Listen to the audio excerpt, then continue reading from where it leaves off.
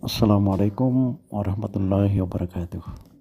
Berikut kita ikuti bersama tausiah singkat yang insya Allah diantarkan oleh guru kita Ustaz Khalid Basalamah tentang dahsyatnya kekuatan ayat kursi.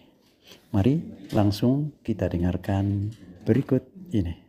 Di antara mereka ada yang dapat mendatangkan bermacam-macam makanan dan minuman dalam sekejap mata. Ada pula orang yang segala kebutuhannya dipenuhi oleh syaitan. Ada lagi orang-orang yang diberitahu oleh syaitan tentang masalah-masalah gaib dan tentang sesuatu yang bersifat rahasia. Ada juga orang yang dibantu oleh syaitan hingga senjata tidak mempan terhadapnya.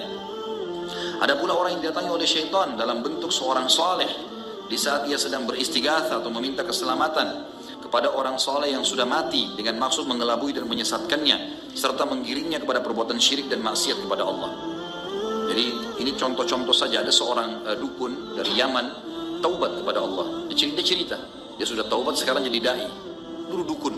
Dia cerita, waktu saya masih jadi dukun, saya dulu paling suka ya menunjukkan kekuatan kalau saya kebal. Satu waktu ini salah satu peruqyah pernah menceritakan masalah itu, salah seorang syekh di Saudi menceritakan tentang pengalaman dukun ini yang cerita pada dia. Tentu yang saya tonton adalah syekhnya dan bukan dukun yang sadar itu, tapi beliau mengatakannya sudah sadar dan Allah sudah, semoga Allah terima taubatnya. Intinya adalah dia bilang, pada saat saya lagi menunjukkan kehebatan saya, ada seorang anak muda datang. Anak muda ini pada saat lihat saya dia baca Allahu la ilaha illa huwal hayyul qayyum, baca ayat kursi. Dia bilang pada saat saya tusuk badan saya, tiba-tiba saja lubang masuk, kena, berdarah semuanya.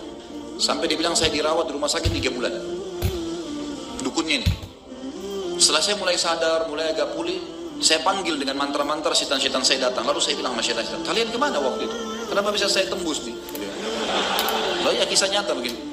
Lalu kemudian kata syaitannya, waktu anak muda itu baca Allahu la ilaha illallah, kami semua terlempar.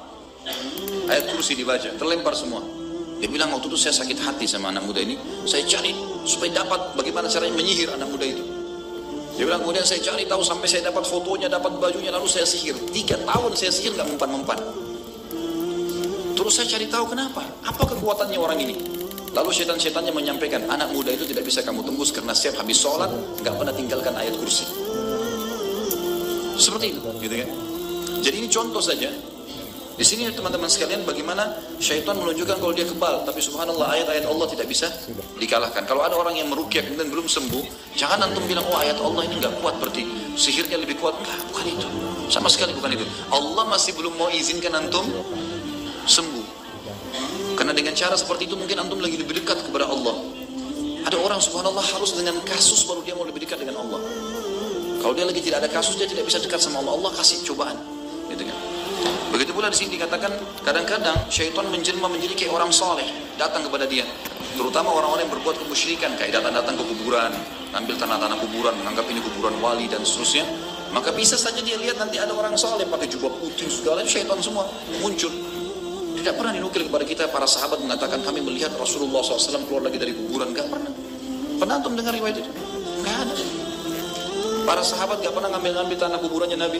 Mereka ziarah kubur Nabi, baca salawat, salam, pergi, selesai. Dari mana ini teman-teman sekarang ambil tanah, ambil ini, ada kuburan sampai tiap hari ditambah tanahnya. Gara-gara diperjualbelikan tanah 1 genggam sekian harganya. Ini was-was syaitan semua. Di kuburan itu biasa saya lihat ada orang pakai jubah putih, saya mimpi lah, apalah segala macam. Khurafat semua. Ada yang mengatakan turuh orang tua saya datang. Turuh orang tua dari mana? Ada yang mengaku tuh ngobrol sama orang tuanya setiap malam Jumat. Itu luar biasa itu. Tidak pernah ada sahabat nukil ini kepada kita. Padahal ada Abu Bakar, ada Umar, mertua Nabi. Tidak pernah mereka nukil. Kenapa tidak dinukil kalau memang betul? Tidak ada sama sekali. Ya qalbu ma zilta tabki ala habibin jafaka wa sirta fi rakbi layla wa lahdhiha idh ramaka wa tarat ar-ruhu shawqan limarta'in.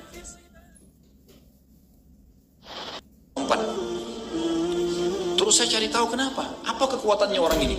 Lalu setan-setannya menyampaikan, anak muda itu tidak bisa kamu tembus karena setiap habis sholat nggak pernah tinggalkan ayat kursi. Seperti itu, gitu kan? Jadi ini contoh saja. Di sini teman-teman sekalian bagaimana syaitan menunjukkan kalau dia kebal, tapi subhanallah ayat-ayat Allah tidak bisa dikalahkan. Kalau ada orang yang meruqyah kemudian belum sembuh, jangan antum bilang oh ayat Allah ini nggak kuat berarti sihirnya lebih kuat. Enggak, bukan itu. Sama sekali bukan itu. Allah masih belum mau izinkan antum sembuh. Karena dengan cara seperti itu mungkin antum lagi lebih dekat kepada Allah. Ada orang subhanallah harus dengan kasus baru dia mau lebih dekat dengan Allah. Kalau dia lagi tidak ada kasus, dia tidak bisa dekat sama Allah. Allah kasih cobaan. Gitu kan? Begitu pula di sini dikatakan kadang-kadang syaitan menjelma menjadi kayak orang soleh datang kepada dia. Terutama orang-orang yang berbuat kemusyrikan, kayak datang ke kuburan, ambil tanah-tanah kuburan, menganggap ini kuburan wali dan seterusnya. Maka bisa saja dia lihat nanti ada orang soleh pakai jubah putih segala, syaitan semua muncul. Tidak pernah dinukil kepada kita para sahabat mengatakan kami melihat Rasulullah SAW keluar lagi dari kuburan. Gak pernah. Pernah antum dengar riwayat itu? Gak ada. Para sahabat gak pernah ngambil tanah kuburannya Nabi. Mereka ziarah kubur Nabi, baca salawat, salam, pergi, selesai. Dari mana ini teman-teman sekarang ambil tanah, ambil ini, ada kuburan sampai tiap hari ditambah tanahnya. Gara-gara diperjualbelikan tanah 1 genggam sekian harganya. Ini was-was syaitan semua. Di kuburan itu biasa saya lihat ada orang pakai jubah putih, saya mimpi lah, apalah segala macam. Khurafat semua. Ada yang mengatakan dulu orang tua saya datang. Dulu orang tua dari mana? Ada yang mengaku tuh ngobrol sama orang tuanya setiap malam Jumat. Itu luar biasa itu. Nah, tidak pernah ada sahabat nukil ini kepada kita. Padahal ada Abu Bakar, ada Umar, mertua Nabi. Gak pernah mereka nukil. Kenapa gak dinukil kalau memang betul? Gak ada sama sekali. يا قلب ما زلت تبكي على حبيب جفاك وسرت في ركب ليلى ولحظها إذ رماك وطارت الروح شوقا لمرتع. Kuburan gak pernah. Pernah antum dengar riwayat itu? Gak ada. Para sahabat gak pernah ngambil tanah kuburannya Nabi. Mereka ziarah kubur Nabi, baca salawat, salam, pergi, selesai. Dari mana ini teman-teman sekarang ambil tanah, ambil ini, ada kuburan sampai tiap hari ditambah tanahnya. Gara-gara diperjualbelikan tanah 1 genggam sekian harganya. Ini was-was syaitan semua.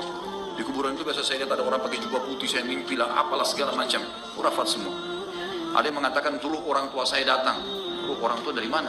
Ada yang mengaku tuh ngobrol sama orang tuanya setiap malam Jumat. Itu luar biasa itu. Nah, tidak pernah ada sahabat nukil ini kepada kita. Padahal ada Abu Bakar, ada Umar, mertua Nabi. Gak pernah mereka nukil. Kenapa gak dinukil kalau memang betul? Gak ada sama sekali.